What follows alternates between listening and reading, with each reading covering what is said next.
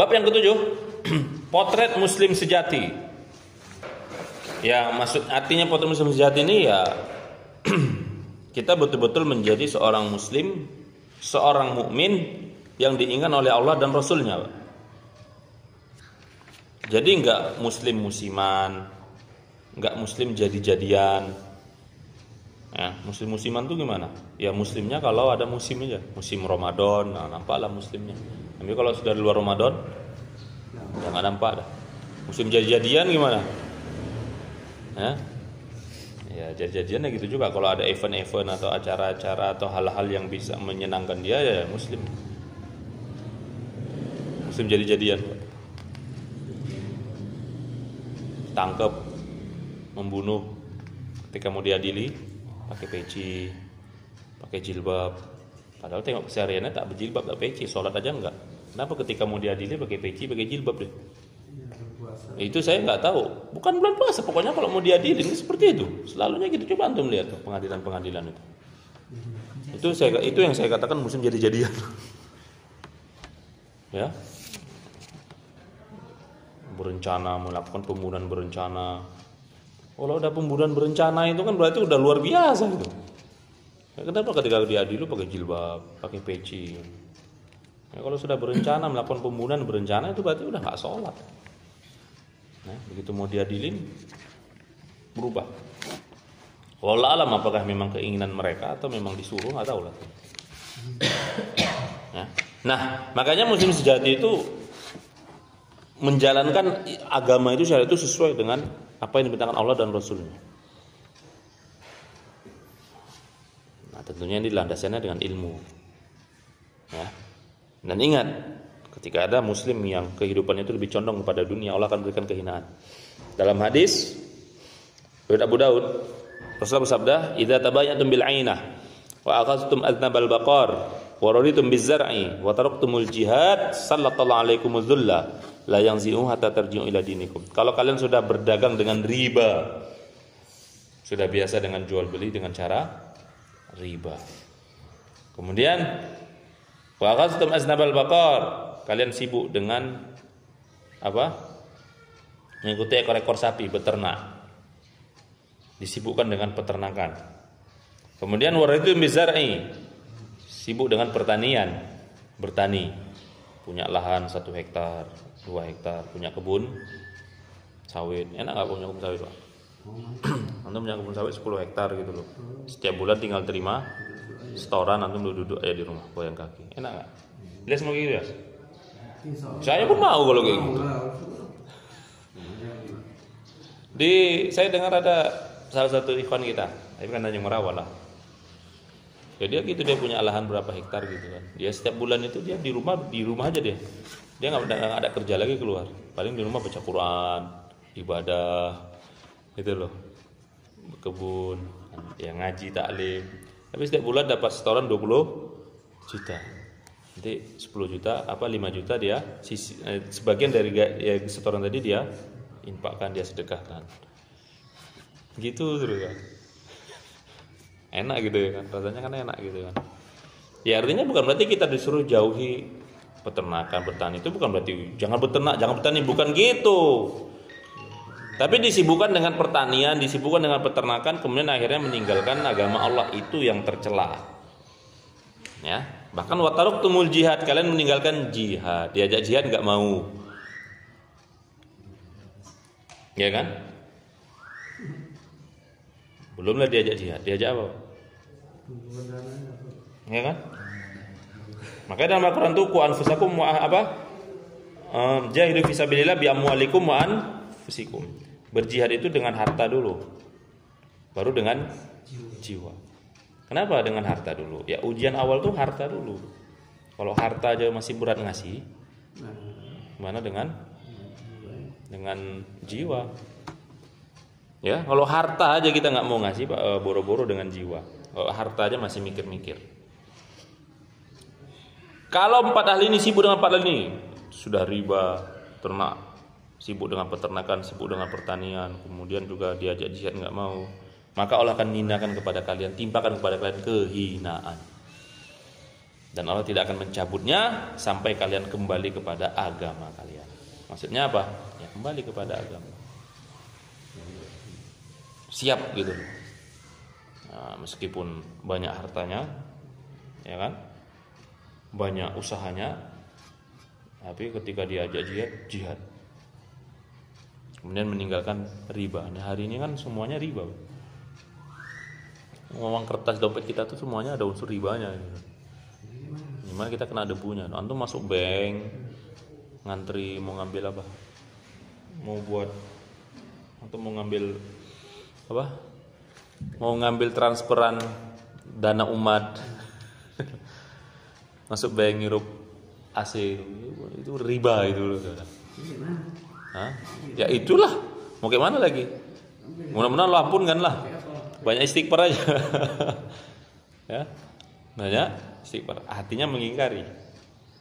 Ya, itu nikmati ya. Itu. Saya pernah dengar, ya walaupun lucu juga.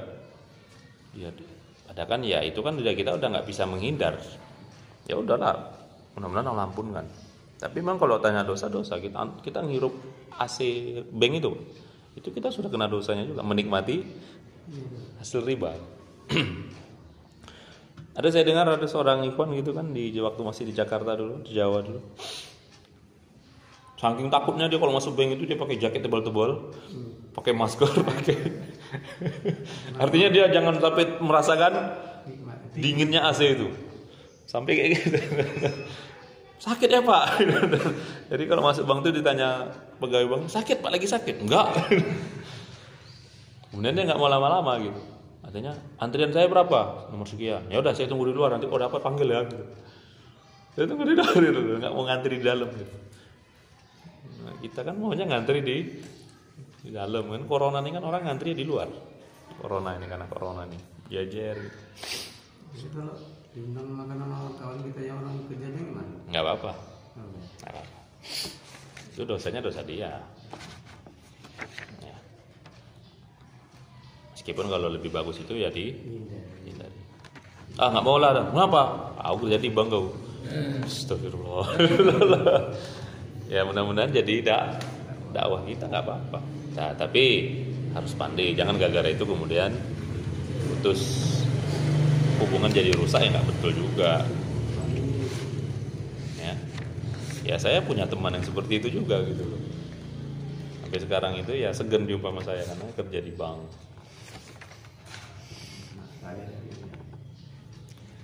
Kemudian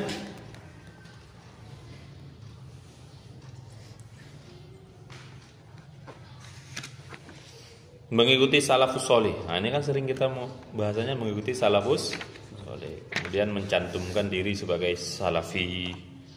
Ya. Padahal kalau kita lihat ya seluruh umat Islam ini semuanya salafi. Salafi itu artinya apa? Pengikut orang-orang dahulu salaf. Ya. Jadi orang yang bermazhab ikut mazhab Syafi'i, Maliki, Hanafi, Hambali itu salafi semua. Kenapa? Ya imam 4 mazhab itu juga mereka mengikuti sahabat, tabi'in. Bahkan Imam Hanafi dan Imam Malik itu masuk kategori tabi'in. Ya kan? Nah, ini kan keliru ya kalau ada yang mengeluarkan kaum muslimin dari golongan salaf itu ya salafi itu ya lucu gitu. Mengklaim hanya dirinya yang salaf, yang lain tidak. Ya. Pengajian salaf atau pengajian sunnah. Sekarang kita sering kali dengar gitu istilah gitu ya. Ustadz sunnah.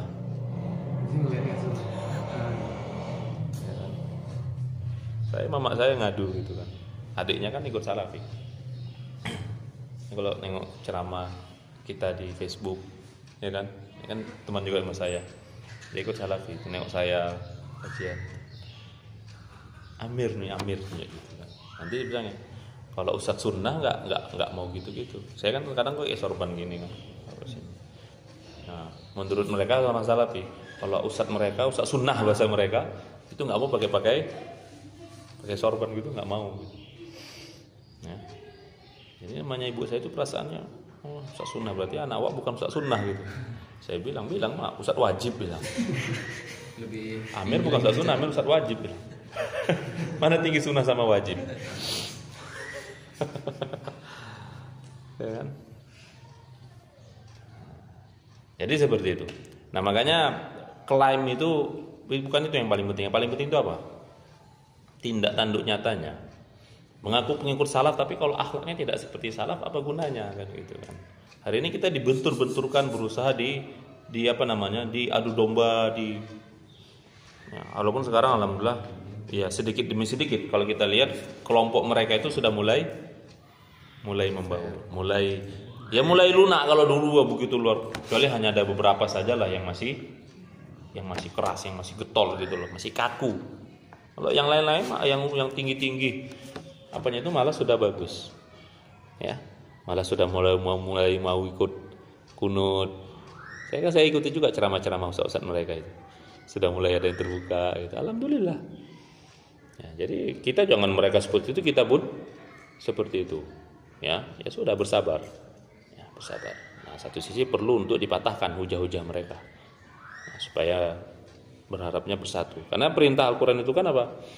Wa'tasimu bihablil jami'ah wala tafarraqu, yang kemarin perintah yang diperintahkan kepada para nabi dan rasul. Anaqimuddin wala tatafarraqu fi. Tegakkan agama, ya, Asyura, tegakkan agama dan jangan berpecah belah. Ini kalau ada seorang muslim suka berpecah belah, ya kan? Udah gawat. Hatta meskipun saudara kita, tetangga kita, sahabat kita suka buat dosa besar, bukan berarti kita harus bermusuhan sama dia. Ini karena hanya permasalahan fikih, beda permasalahan fikih, bermusuhan itu kayak mana itu loh. Mana kira-kira lebih besar? Karena beda tata cara ibadah, atau yang satu suka buat dosa, satu tidak. Harusnya kan bermaksiat itu yang harus lebih kita jauhi kan gitu kan. Itu pun nggak boleh dijauhi, kecuali dengan tujuan untuk menasihati, dengan tujuan untuk mendakwahi.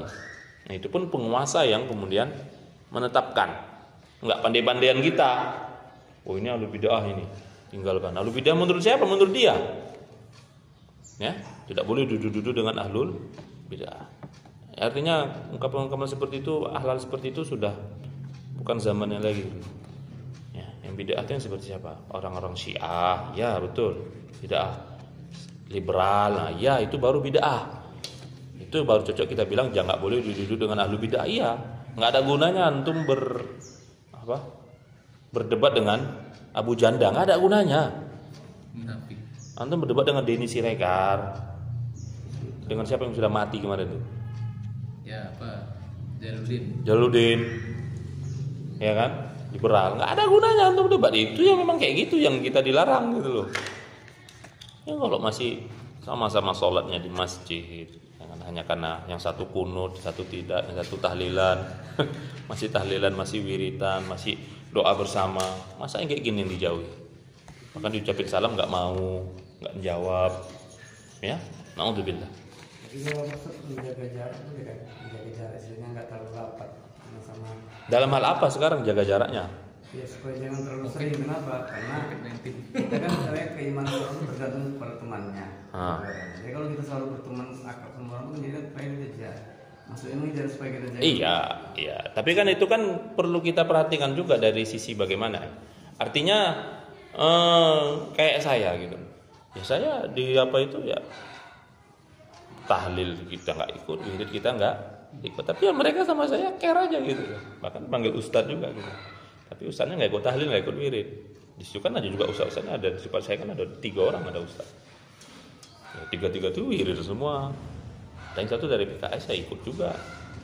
Cuma saya nggak mau ikut gitu kan. Tapi nggak ada masalah, gotong royong yang kita ikut. Masyarakat juga kita tegur sapa segala macam. Ya, dengan tetangga sekitar ya kita dekat. Artinya selama ini kan yang dipermasalahkan itu kan hanya masalah-masalah ijtihadi.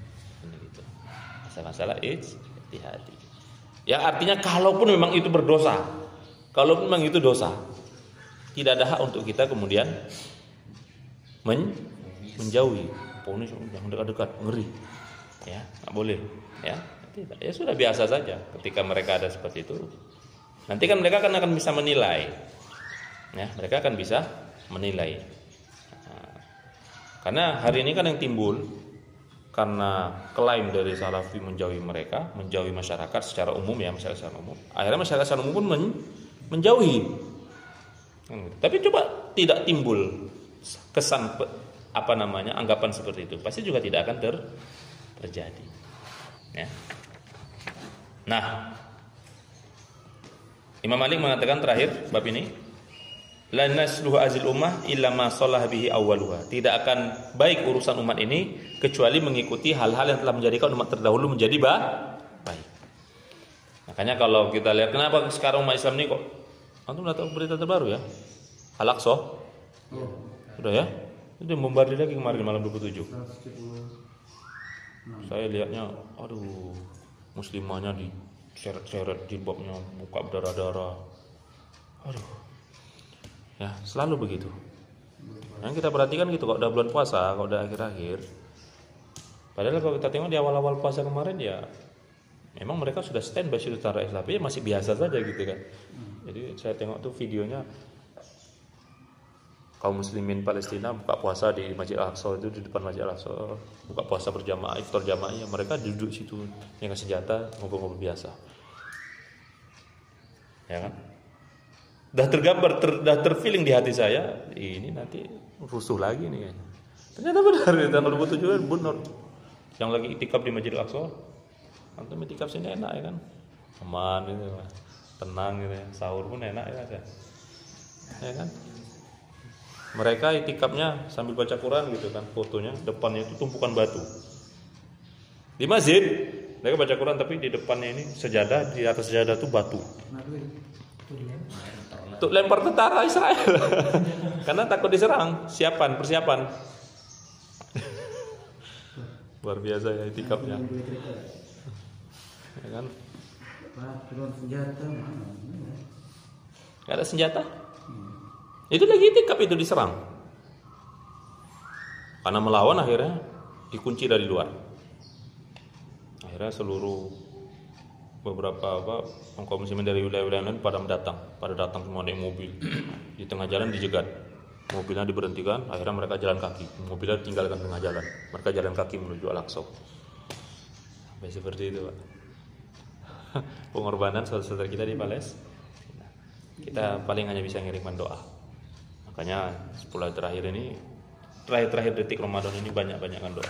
Jangan untuk doa kita untuk sedikit diri kita saja, Pak. Tapi untuk saudara-saudara kita yang lain, ya. Jadi jangan kita hanya memikirkan diri kita saja, ampuni dosa kita. Pikirkan saudara kita yang lain. Nggak tahu sampai sekarang, sampai tadi malam itu masih terus itu, sampai hari ini.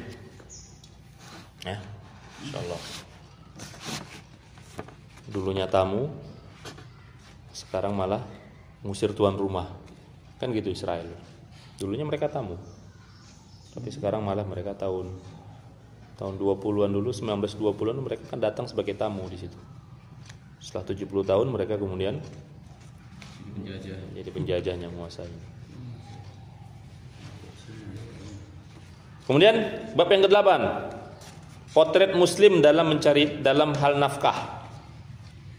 Dalam hal harta ya. Dalam mencari nafkah dan dalam hal harta. Ya tentu mencari nafkah itu kewajiban. Karena kita dilarang minta haram. Tidaklah seorang muslim meminta-minta, suka meminta-minta kecuali nanti datang pada hari kiamat dan di wajahnya tidak ada daging. Daging di wajahnya itu habis. Maksudnya apa itu? Penghinaan yang Allah berikan kepada yang suka minta. Kata Rasulullah, engkau makan dari hasil kerja engkau mencari kayu bakar, masuk hutan, keluar hutan, kemudian kayu bakar engkau jual, itu lebih baik bagimu daripada engkau minta. Ya. Kemudian hadis Rasulullah SAW, Innallaha thayyibun la yaqbalu illa thayyiban wa innallaha amarul mu'minin bima amara bihil mursalin. Allah itu baik dan tidak menerima kecuali yang baik. Ini dalil tidak boleh sedekah pakai dari hasil yang haram, naik haji dari hasil yang haram, ya kan? Kemarin di Binjai itu heboh viral. Binjai. Kan Binjai lagi heboh, selalu heboh dengan apa ini? Menutup barak-barak narkoba. Ngeri Binjai narkobanya, Pak. Narkobanya udah terang-terangan di sana. Jadi narkoba itu kayak kita beli, kayak anak antum kayak beli bon-bon di sana. Ada gede, ada baraknya gitu kan. Datang, ya udah macam beli di kasir. Oke, narkoba, kasih dah. Ngeri kali. Ya? Ya itulah. Macam nggak tahu aja. Ya kan? Seperti itulah. Jadi lagi heboh. Masyarakat Binjai itu lagi ya, seperti itulah. Nah, itu ada satu orang yang memang bosnya. Ya kan, bosnya. Namanya bosnya apa? Duitnya paling banyak lah kan. Dia punya usaha karaoke, usaha apa? Diskotik. 3 diskotik besar-besar, luas-luas. Tapi ya itu, setiap bulan mereka buat kegiatan sosial, ngasih bantuan. Ini bulan Ramadan kasih bantuan. Tapi hasilnya dari narkoba. Yang herannya kok nggak terciduk gitu, kok nggak ditangkap gitu. Berarti udah disiram. Berarti Polresnya udah kena. Iya, ada siramannya berarti. Kalau nggak mungkin. Ya, insyaallah. Nah, jadi apa yang Allah perintahkan kepada para rasul, sebagaimana juga itu perintah kepada orang-orang beriman. Ya ayyuhar rusul kulu minat thayyibat wa'malu sholihan, wahai para rasul, makanlah dari yang baik-baik dan beramal solehlah. Itu perintah Allah kepada para rasul, yang juga Allah perintahkan kepada orang-orang beriman. Ya. Nah, makanya di zaman Rasul itu ya pekerjaan, banyak pekerjaan. Berdagang. Rasul kan pedagang. Ya, Rasul itu pedagang. Nah, cuman setelah menjadi nabi, ya itu tidak sesibuk seperti sebelum menjadi nabi. Anda bisa bayangkan Rasul itu pedagang, pengusaha muda, kemudian menikah dengan janda terkaya. Kira-kira gimana hidupnya? Ya kan? Jadi ya kita bisa bayangkan ya, Rasulullah itu ketika sebelumnya menjadi nabi 15 tahun jedanya itu kan. Beliau menikah umur 25 tahun. Yang enggak menjadi nabi umur 40, berarti ada jeda 15. 15 tahun itu ya beliau seperti ya masyarakat biasa normal gitu kan. Khadijah itu yang paling kaya. Ya kan? Banyak pedagang-pedagang, tajir-tajir apa? Orang-orang kaya Madinah, Mekah itu melamar Khadijah tapi ditolak. Maunya sama pengusaha muda. Siapa itu? Masyaallah. Ya kan? Bukan pekerjaannya, apa namanya? Apanya, pemegang sahamnya lah. Karena Khadijah kan memberikan saham juga kepada Rasul. Itu bukan pekerjaannya. Ya. Karena dilihat luar biasa, soleh halaknya, akhirnya menikah. Tapi begitu diangkat menjadi nabi, miskin. Sedikit demi sedikit kekayaan tadi terkuras habis. Nah, makanya kan timbul pertanyaan, yang membebaskan Bilal, kebanyakan membebaskan sahabat-sahabat yang lemah dulu, di budak yang merupakan budak dulu siapa? Abu. Jadi Rasulullah kemana gitu misalnya kan gitu. Rasulullah hartanya udah habis duluan. Ya. Rasulullah hartanya sudah habis duluan. Ya. Insyaallah. Yang kita nggak tahu kan. Ya, artinya kan nggak mungkin secara detail diceritakan, dijelaskan. Ya.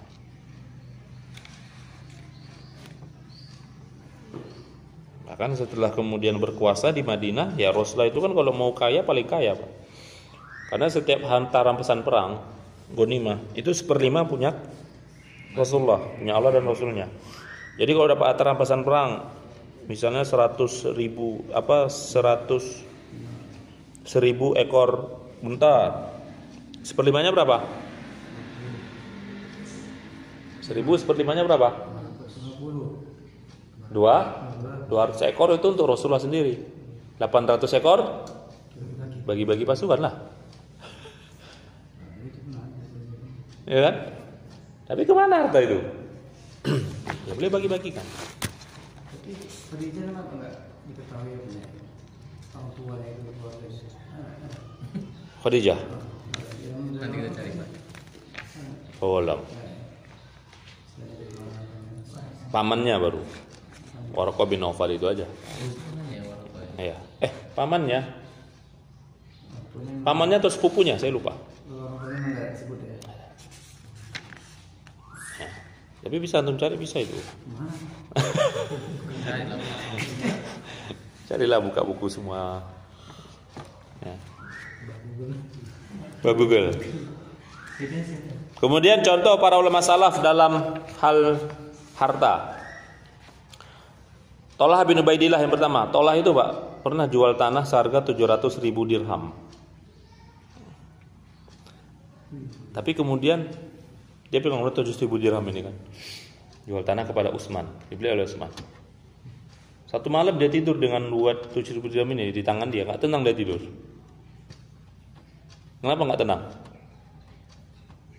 Ya. Karena belum dibagi-bagikan. Nah, ini Tolah. Dia jual tanah belum dibagi-bagikan. Beda sama kita gitu kan. Wah, makin nyenyak tidur.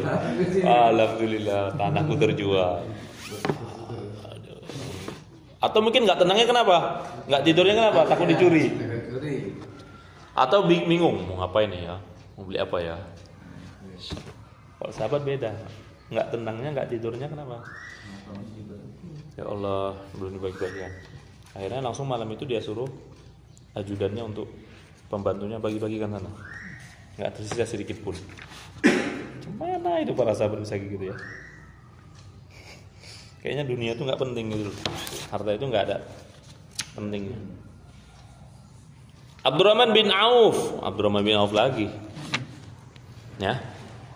Abdurrahman bin Auf itu Pak, sedekahnya sudah luar biasa banyaknya, tapi dia masih merasa, ya Allah, jangan-jangan saya ini masih kurang. Ya Allah, sedikit sekali sedekahku, ya Allah, ampunkan aku. Jadi Abdurrahman bin Auf itu terbiasa kalau sedekah itu terus-terusan. Sekali sedekah misalnya 4.000 dinar. Pernah satu kali beliau itu sedekah 4.000 dinar. 4.000 dinar itu berapa?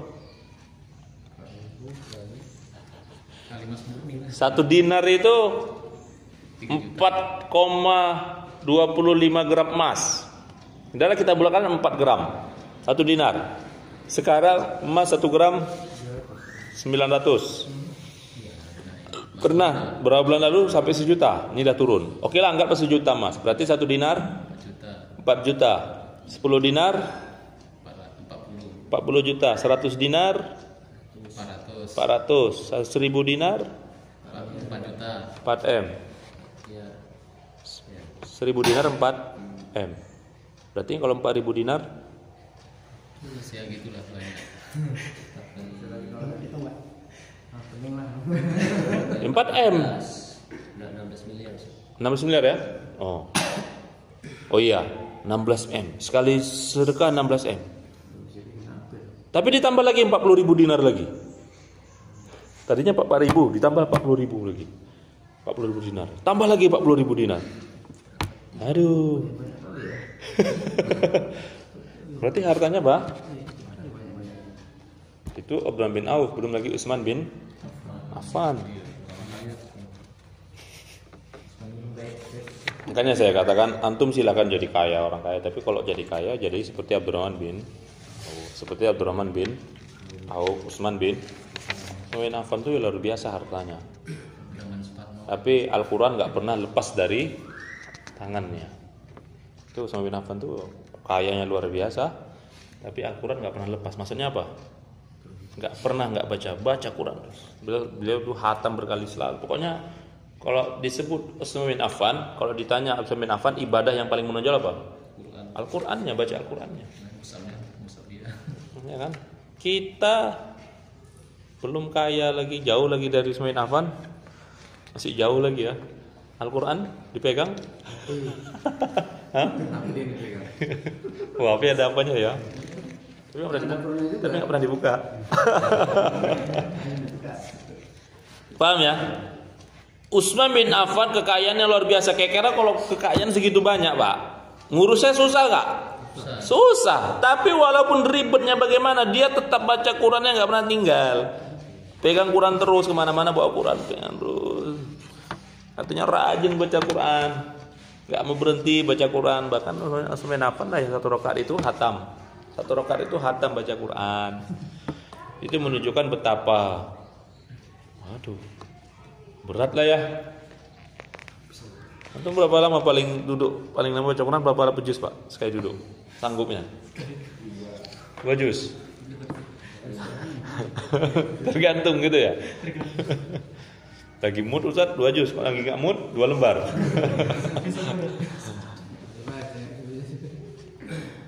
Nih kan, loh kita bisa bayangkan dia berdiri 1 rakaat sampai hatam itu kan berarti kan semangat beribadah itu mengalahkan capeknya berdiri, lelahnya berdiri. Masya Allah. Ya. Tapi masih bisa baca Quran gitu loh. Hartanya banyak gitu. Hari ini orang yang hartanya juga sibuknya juga sok-sok sibuk gitu ya. Oh, sibuk ngurus bisnis, banyak bisnis Ustaz. Tapi Al-Qurannya tak pernah terbuka. Ya alasannya ya saya cari harta untuk sedekah juga Ustaz. Untuk zakat juga Ustaz. Emang udah kayak Utsman apa? Belum lah, masih jauh kan. Tapi nggak perlu baca Quran. Ya. Kemudian Abdullah bin Mubarak.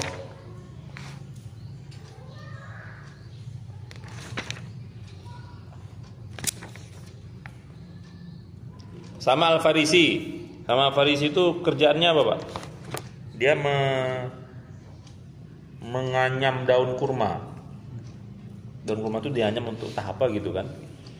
Dia beli daun kurma 1 dirham, kemudian dianyamnya, nanti dijual lagi 3 dirham. 3 dirham dijualnya. Tadi modalnya berapa? 1 dirham. Dapat 3 dirham, 1 dirham dia sedekahkan, 1 dirham dia kasih keluarga, 1 dirham lagi modal. Gitu terus. Bisa gitu. Ini yang pedagang lain yang bisa gitu. Bisa ya. Antum misalnya jualan sule, modalnya berapa? Tergantung berapa bungkus. Misalnya modalnya 50.000. Jualan dapat 150.000. Misalnya 150.000. Atau mungkin 2 kali lipat, 300.000. Misalnya Kencer baru bisa. Seandainya nih modalnya 50.000 tapi setelah jualan dapat hasilnya 300.000. Kotornya lah kan, kotornya. Berarti dibagi 3. Ya kan? 250 100 iya 100 sifat, 150 untuk istri, 50 untuk modal. Nah. Berarti dibagi 3. Walaupun nggak bisa dibagi 3, ya 1/8-nya atau 1/10-nya, 1/8, 1/7. Artinya ada lah, walaupun nggak semua. Artinya setiap hasil kita itu jangan nggak ada yang kita keluarkan untuk zakat. Zakat sunnah sih, bukan zakat harta ya. Zakat yang sifatnya sunnah. Tujuannya apa? Membersihkan harta. Dapat penghasilan berapa ya udah kasih istri semua. Waduh. Ya kan? Nah, tentunya ini ya kalau lebih bagus lagi ya memang ya keterbukaan juga sama keluarga, sama istri gitu kan. Jangan antum diam-diam aja gitu. Oh, berarti selama ini sekian dapat. Mana selama ini? Kita dapat sekian, Abi dapat sekian. Nanti sekian kita sedekahkan. Oke. Mudah-mudahan berkah. Kan seperti juga siapa? Laki-laki yang berladang ya kan? Yang kemudian musim kemarau, orang musim kemarau tapi ladang dia enggak kena efek. Tetap aja bisa apa ya? Bisa berbuah ladang. Ternyata apa? Hujannya cuman nyiram ladang dia. Hujan lokal. Ternyata apa? Ya itu dia yang dia buat. Selalu hasil ladangnya dibagi 3. Kayak Salman Al-Farisi tadi. Berarti dia mencontoh Salman Al-Farisi. Setiap panen bagi 3, 1/3 disedekahkan, 1/3 untuk modal kembali, 1/3 baru untuk kebutuhan keluarganya. Gitu terus. Dan itu selalu pasti Allah tambahkan, Pak. Ustaz, dulu anak saya 1, sekarang anak saya 5, Ustaz. Gimana ya? Pokoknya sesuaikanlah dengan ya berarti kan kita kalau semakin banyak kebutuhan pasti juga semakin banyak modal gitu. Semakin banyak modal yang kita keluarkan untuk jualan kan gitu. Ya. Makanya kunci kesuksesan perdagangan Nabi itu apa? Sedekah. Makanya Nabi itu kan pernah, para sahabat itu pernah datangi Nabi, ya Rasulullah, mengadu tentang mereka kalah dagang sama orang-orang Yahudi. Ya Rasulullah, kami berdagang, orang Yahudi juga berdagang, tapi kami nggak ada pelanggan. Kenapa? Padahal kami sudah jujur ya Rasulullah. Anda suruh kami jual 1 kilo gandum itu ya jangan dikurang-kurangi, kami jujur. Ya, kami jual. Tapi orang Yahudi Rasulullah, mereka jual tapi mereka juga mencurangi gitu kan. Kenapa bisa begitu? Kata Rasulullah, kalian salah. Karena mereka sudah jujur, para sahabat itu berdagang jujur gitu. Tapi kata Rasulullah, kalian salah. Jadi yang benarnya bagaimana? Jualan di tempat sendiri. Nah, ditambah kalau kalian jual sekilo, jangan pas sekilo, lebih kan setengah on. Atau lebih kan 1 on misalnya kan, kalau memang apa. Ya memang untungnya lebih sedikit dibandingkan orang Yahudi gitu kan. Tapi nanti orang akan berpikir ternyata benar dibuat oleh para sahabat. Akhirnya perdagangannya pada pindah ke pasar Muslim, orang-orang Muslim. Kenapa? Karena mereka kan membandingkan, wah enak belanja di pasarnya orang Islam, 1 kilonya lebih berat. Kalau di orang Yahudi 1 kilonya lebih ringan. Akhirnya mereka pindah semua. Mungkin untungannya lebih sedikit Pak.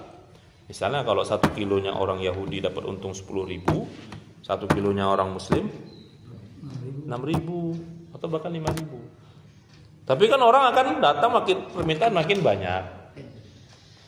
Kan gitu Pak. Jadi kan kadang kita nih prinsip dagang kita kan kalau bisa ngambil untung banyak, ngambil untung tinggi, mau cepat kaya aja gitu loh. Iya, jangan ngajarin terus ya. Di mana?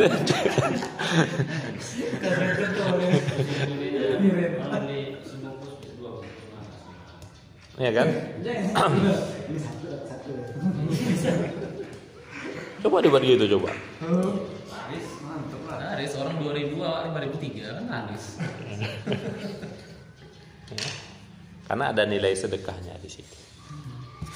Karena berjualan jual beli itu bukan hanya soal untung rugi dunia, tapi ada nilai ibadah sih. Kita juga beli kepada orang juga ibadah. Nah, antum beli dagangan orang yang nggak ada pelanggannya itu ibadah. Daripada antum ngasih duit, bagus antum beli barangnya gitu loh. Borong dagang barangnya gitu. Untuk apa Ustaz barangnya? Udah bagi-bagikan sama orang. Nah, itu. Kemudian yang terakhir,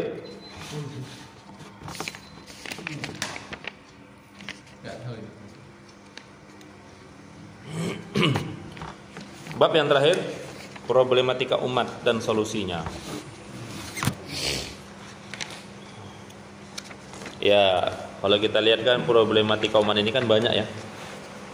Ada problem dari faktor eksternal, faktor luar Islam, ada yang faktor internal. Ya. Kalau faktor internal itu selalunya penyebabnya 2, fitnah syahwat, fitnah syubhat. Ya. Nah, makanya kalau menghadapi faktor dari luar itu lebih ringan daripada menghadapi yang problematika faktor dari dalam. Ya.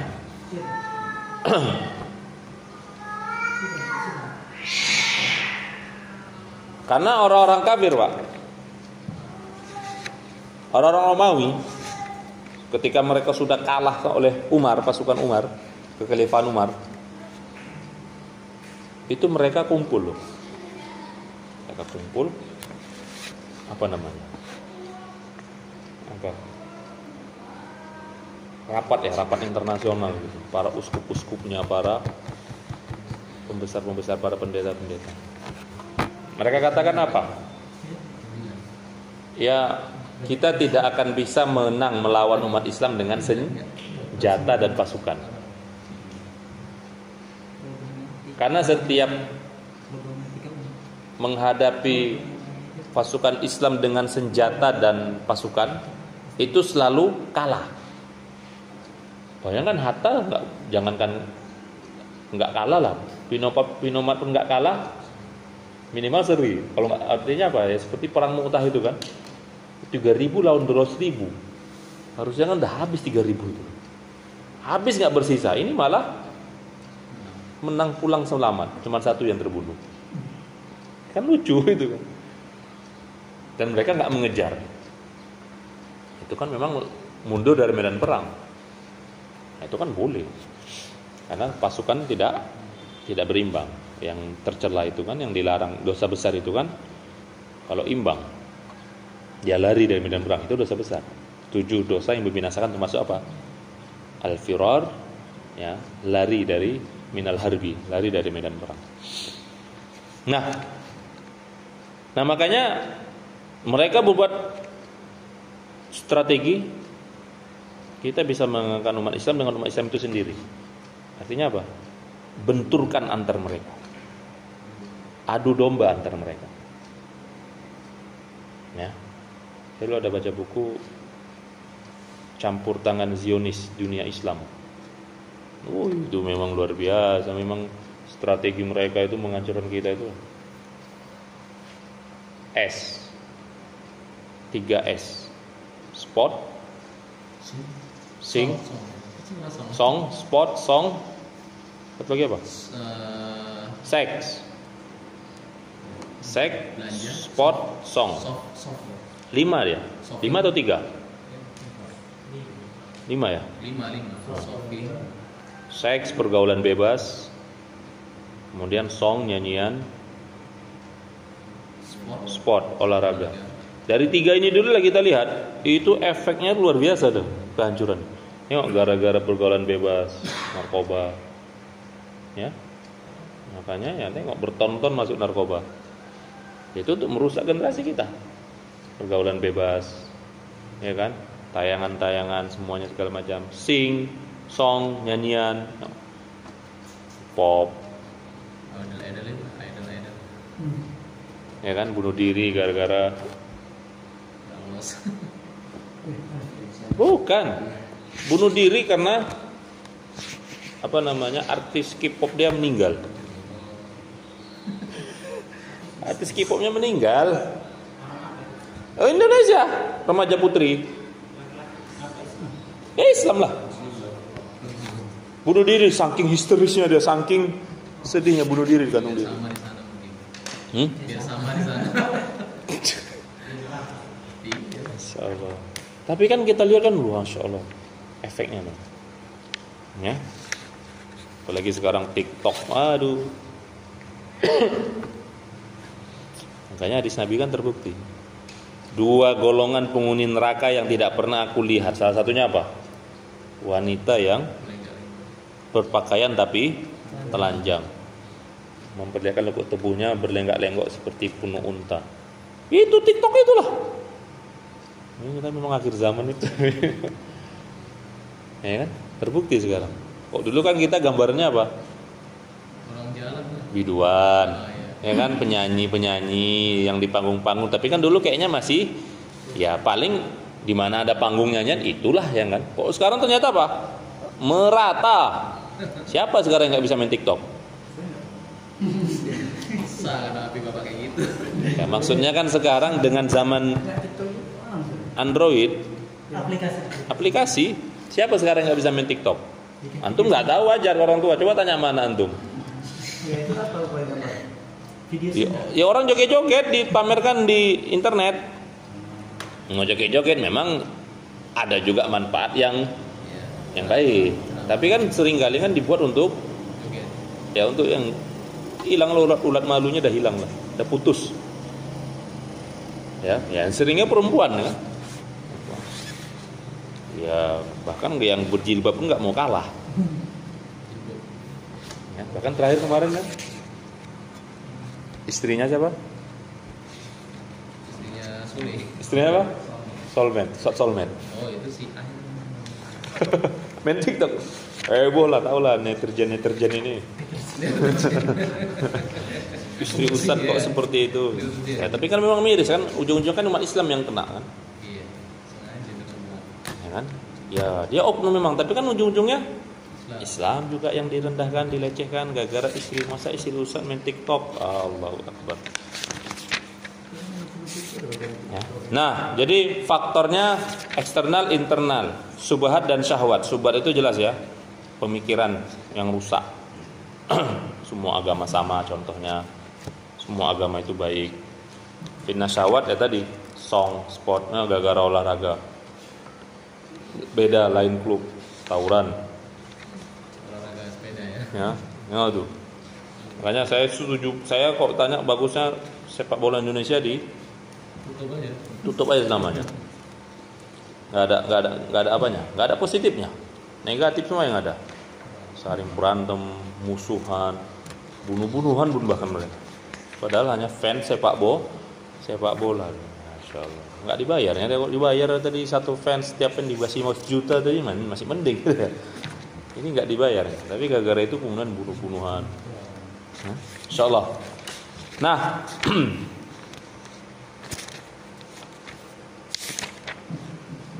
faktor eksternal, Dr. Umar Al-Faruq beliau mengatakan ada 3 agenda besar yang dilakukan oleh orang-orang kafir, Zionisme dan Salibisme, Zionis dan Salibis. Ini kerjasama ini. Walan tardo angkal Yahudu walan Nasoro, Zionis, Salibis. 3, penjajahan, kemudian orientalis dan kristenisasi. Penjajahan, orientalisme dan kristenisasi. Penjajahan jelas ya, dijajah. Kalau dijajah ini berarti dijajah apanya? Jasadnya, fisiknya, harta kita, ekonomi kita. Ya, sistem juga. Penjajah. Makanya kalau ditanya sekarang ini kita sudah merdeka? Belum. Kita nggak merdeka, belum merdeka. Kenapa? Karena sistem itu masih sistem kafir. Ya. Dulu kan awal-awal mau proklamasi itu kan Piagam Madinah ya. Kan sempat kita tuh sudah mengusulkan supaya syariat Islam tegakkan. Soekarno mengiyakan. Tapi akhirnya dikhianati. Dikasih angin surga. Iya nanti karena umat Islam jasanya besar, oke. Syariat Islam boleh. Supaya enggak. Ya. Insyaallah. Orientalisme ini yang kemarin. Contohnya seperti kemarin saya katakan An-Naimerin itu kan. An-Naimerin. Orang kafir belajar Islam, bahkan hafal Quran, hafal hadis, tapi tujuannya untuk merusak. Banyak sekarang. Makanya hati-hati jangan terkecoh. Bahkan ada seorang itu orientalis itu yang dia pura-pura masuk Islam. Pura-pura masuk Islam, kemudian belajar ke Mekah, Madinah, Mesir. Wow, udah dipandang ulama lah. Ternyata orientalis. Masya Allah. Itu cuman itu kan gitu kan. Makanya hidayah itu artinya orang yang masuk Islam itu juga ya bisa berpura-pura gitu kan. Dia pura-pura untuk menghancurkan. Makanya juga waspada saja. Ya, waspada. Termasuk saya juga, tak perlu saya sebut nama. Ada juga oknum-oknum yang masuk Islam di Indonesia hari ini. Yang saya itu masih apa? Ya masih ada rasa apa gitu.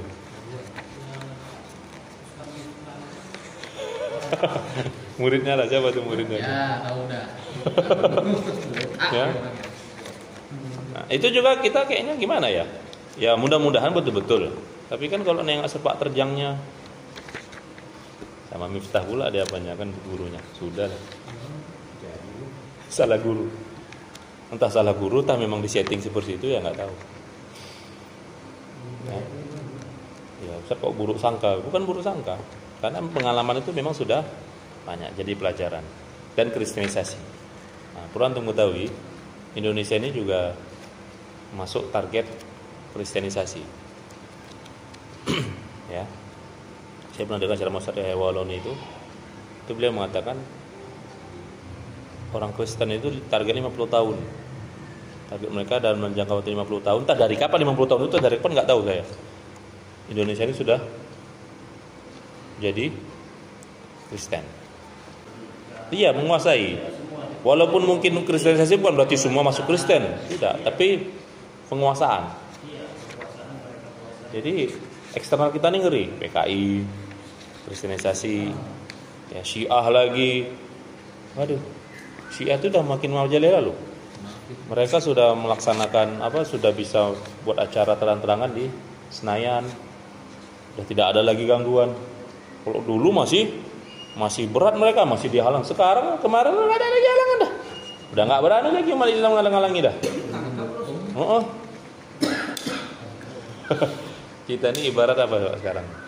Kalau nggak bangun lah ya, ibarat hewan ternak yang sedang digiring ke penyembelihan, pemotongan. Enggak Ustaz, aman-aman aja kok. Bapaknya aja kambing gitu. Bapaknya aja ayam. Bapaknya aja ayam. Gimana bapaknya ayam, anaknya mau jadi singa gitu. Jadi kalau bapaknya ayam, anaknya mau nggak. Kalau bapaknya singa, anaknya bisa jadi singa, insyaallah. Jadi antumnya harus jadi singa semua. Ya, Yas. Dari mamain singa.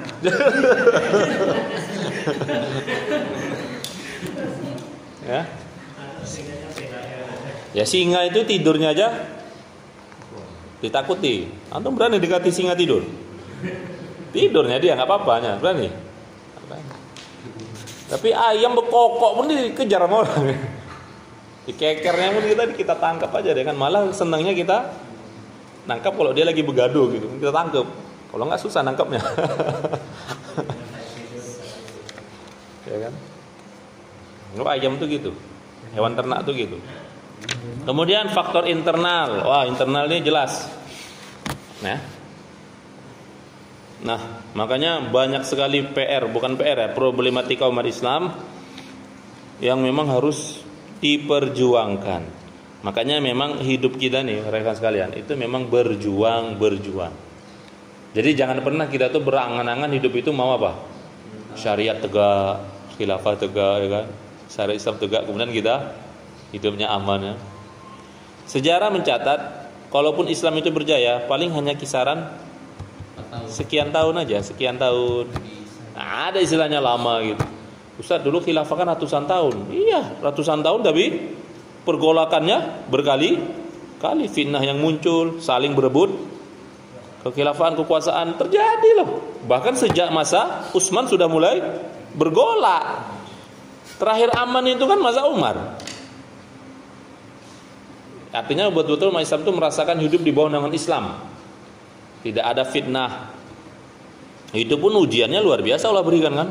Kekeringan, kemarau, wabah. Iya kan?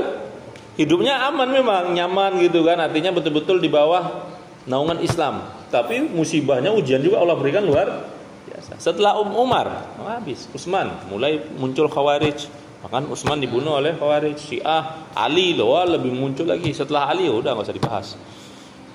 Pergolakan. Nanti ada Bani Abbasiyah, Bani Umayyah, ya kan, Fatimiyah. Syiah pun sempat memegang kekuasaan, khilafah sempat juga memegang. Nah, sampai terakhir Utsmaniyah, Turki Utsmani. Itu lagi. Nah, ketika Turki Utsmani memang khilafah itu ada, tapi sudah apa ya? Sudah banyak negara Islam yang memisahkan diri. Jadi ketika Turki Utsmani pun itu kekuasaan khilafah Turki Utsmani itu ketika itu bisa, kalau saya katakan ya, kalau saya simpulkan itu ada tapi ibarat seperti simbol saja. Sudah tidak punya taring. Karena sudah pecah belah. Itulah kerjaan salibis itu.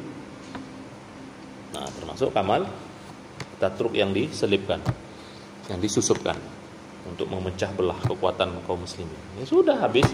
Ibaratnya ini suatu bongkahan besar, pisah, tinggal intinya, tinggal induknya dalam. Udah, induknya tinggal dihabiskan, bubar, habis. Ya, memang dulu khilafah masih terakhir tahun 1994 masih ada khilafah. Ya, 1000-an tahun, 1300-an tahun berarti kan khilafah itu terus ada. 1300-an tahun. Tapi ya seperti itu. Khilafah ada, tapi Palestina dijajah oleh pasukan salib. 70 tahun perlu waktu untuk membebaskan.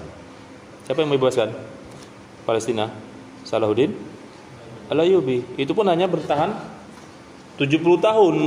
Waktu yang diperlukan untuk membebaskan Palestina, artinya 70 tahun pasukan Islam berjuang untuk mengambil lagi Palestina. merebut Palestina.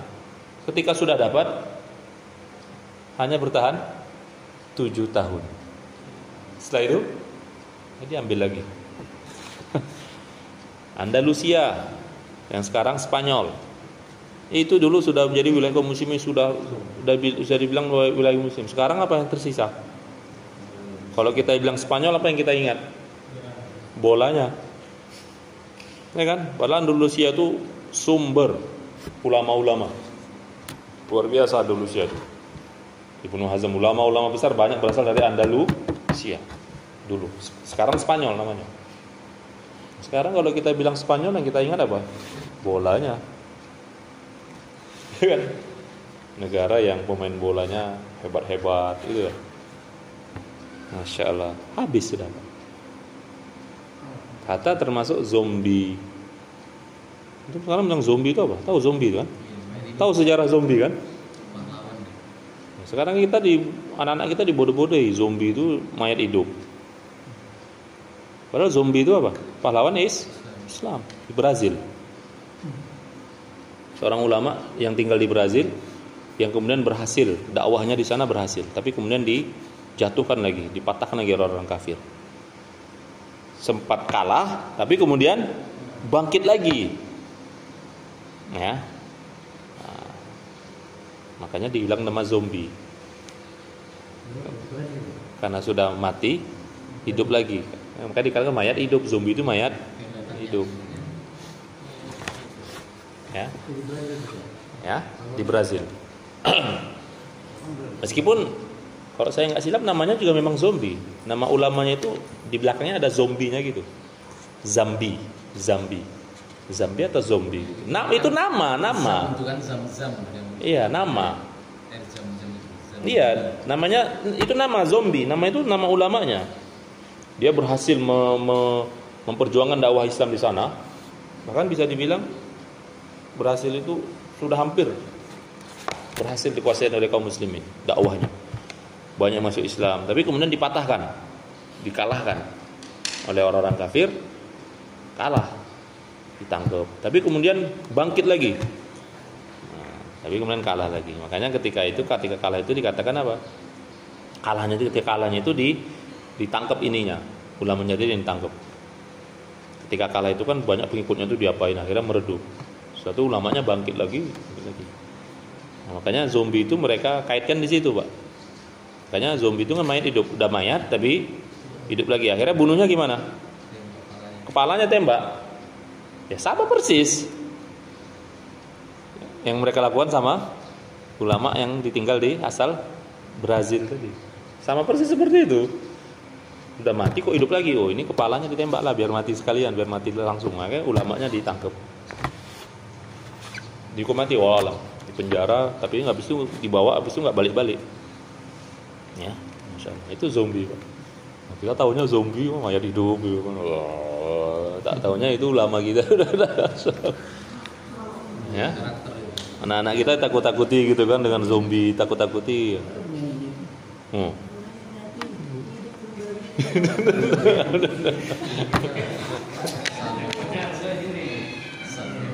Ya kan? Nah, maka solusinya bagaimana menghadapi problematika umat ini? Yang pertama, menegakkan Islam dengan cara Islam. Jelas. Menegakkan Islam dengan cara Islam. Jadi jangan menegakkan Islam dengan cara Barat. Demokrasi, nggak bisa. Walaupun bisa itu sifatnya apa? Sementara. Habis itu nggak ada.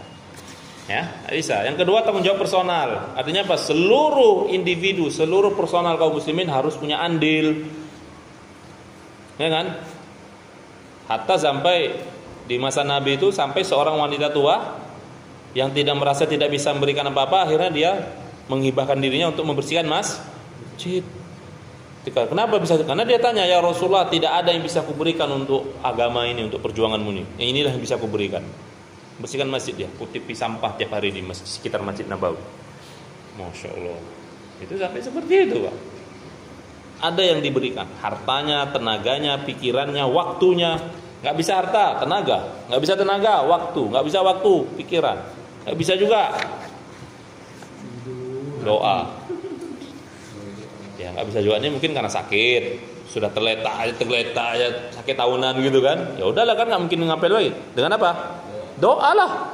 Bukan berarti nggak bisa karena yang lain. Nggak bisa Ustaz, saya sibuk, udah saya doain aja Ustaz ya. Oh nggak betul lah. Ya. Yang ketiga, meneladani Rasulullah Sallallahu Alaihi Wasallam. Meneladani Rasulullah.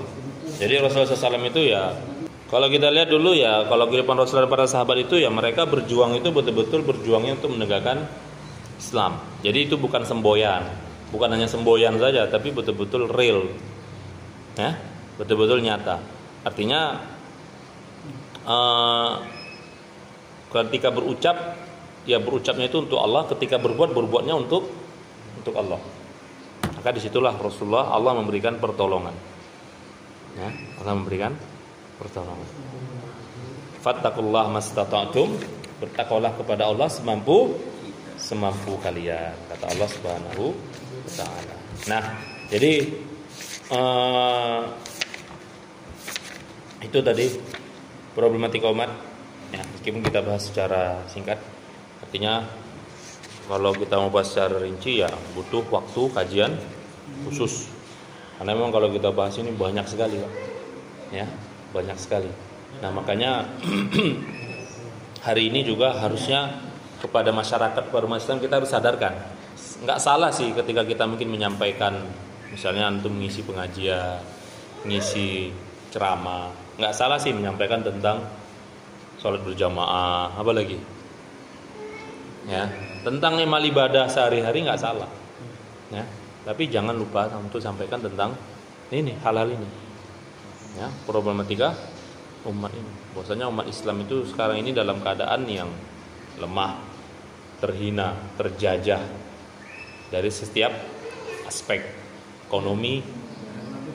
Ya kan? Nah, ya bukan nakut-nakuti.